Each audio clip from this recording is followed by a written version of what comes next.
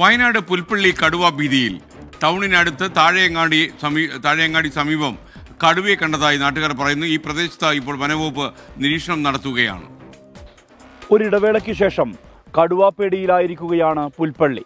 പുൽപ്പള്ളിയുടെ നഗരഹൃദയത്തോട് ചേർന്ന് കിടക്കുന്ന പ്രദേശത്ത്, അതായത് ഇവിടെ, ബാബു എന്നയാളാണ് ആദ്യം ഇന്നലെ രാത്രി കടുവയെ കാണുന്നത്. ഇന്നലെ രാത്രി 9:30 പുൽപ്പള്ളി സ്വദേശി പ്രണവം ബാബു കടുവയെ കണ്ടത്. തുടർന്ന് വനം വകുപ്പിനെ വിവരമറിയിച്ചു. വനം വകുപ്പ് അധികൃതർ സ്ഥലത്തെത്തി തിരച്ചിൽ നടത്തിയെങ്കിലും കടുവയെ കണ്ടെത്താനായില്ല. ഇന്ന് പുലർച്ചെയും ഈ മേഖലയിൽ തന്നെ വീണ്ടും കടുവയെ നാട്ടുകാർ കണ്ടു. ഇതോടെ ആധി ഏറുകയാണ്. ഇന്നലെ രാത്രി ഭക്ഷണം കഴിച്ച് ഞാൻ സാധാരണ വൈകുന്നേരങ്ങൾ നടക്കാറുള്ളതുപോലെ ഒരു 9:30 ആയപ്പം എൻ്റെ വീടിൻ്റെ മുറ്റത്ത് കൂടി നടക്കാൻ ഇറങ്ങുന്ന സമയത്താണ് ഈ മതിലിൻ്റെ തൊട്ടപ്പുറത്ത് നിന്നാണ് ഞാൻ പെട്ടെന്ന് ഒരു ചെറിയൊരു ശബ്ദം കേൾക്കാനാണ് വന്നത്. അപ്പോൾ ഞാൻ പക്ഷേ അത് മൈൻഡ് ചെയ്യാതെ മുന്നോട്ട് നടന്നു. അങ്ങനെ എൻ്റെ ഫ്രണ്ട് ഗേറ്റിൻ്റെ അവിടെ എത്തിക്കഴിഞ്ഞ് ഇവിടും ഞാൻ ഈ ചെറിയൊരു ശബ്ദം കേൾക്കുന്നുണ്ടായിരുന്നു.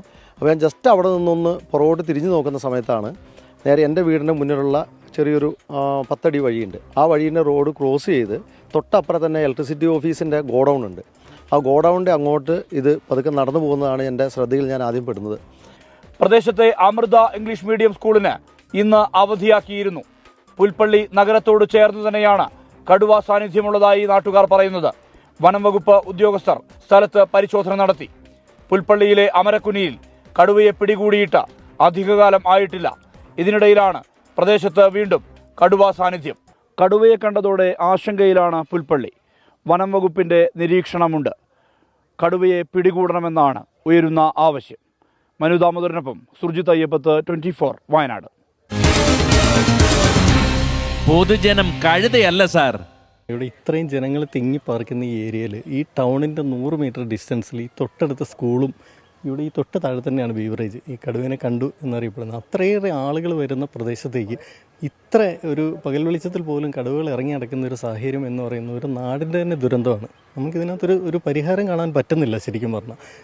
അമരക്കുനിൽ ഏകദേശം ഒരാഴ്ചത്തോളം കടുവയുടെ ഭീതിയിലായിരുന്നു. ഒരുപാട് ആളുകളും ജനങ്ങളൊക്കെ ഒരു ആഴ്ചത്തോളം, ഏകദേശം 10 ദിവസത്തോളം അവർ ഭീതിയിലായിരുന്നു. അപ്പോൾ അതൊന്ന് മാറിയെന്ന് നമുക്ക് പറയാൻ പറ്റില്ല. മാറിയെന്ന് പറയുമ്പോഴും ഇപ്പം കൃത്യമായ ഇടവേള പല സ്ഥലങ്ങളും കടുവ കണ്ടതായിട്ടൊക്കെ ആൾക്കാർ റിപ്പോർട്ട് വരുന്നുണ്ട്. അപ്പം നമുക്ക് ഈ ഒരു ഭീതി മാറിയിട്ടില്ല ഇതുവരെ.